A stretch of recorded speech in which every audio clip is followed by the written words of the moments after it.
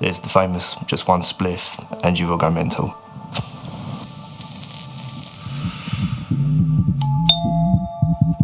Hey, you all right, lads? The more you mess with cannabis, the more it can mess with your mind. Now, you know, my first 7 years as a researcher were devoted to schizophrenia. I can tell you, that is ridiculous. We looked at the evidence. I think we must have gone through about 2,000 papers, and it doesn't cause schizophrenia. Maybe there are some individuals with schizophrenia in which the illness is brought on perhaps a little earlier because they smoke cannabis. There often is what's called a precipitating event. A precipitating event is something like an important loss of a person, a severe car accident. It certainly can be exacerbated by a number of drugs.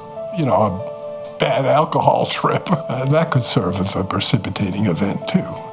The fact is, schizophrenia has a prevalence of about 1% the world around. Cannabis use, let's start with the 60s, it's gone up like that.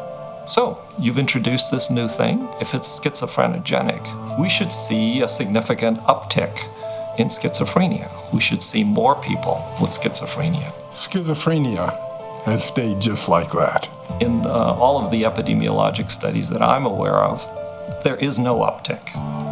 So if marijuana causes schizophrenia, it was introduced, now we should have more schizophrenia. We don't see that. We would certainly see some little rise in that, given the numbers of people who have used this.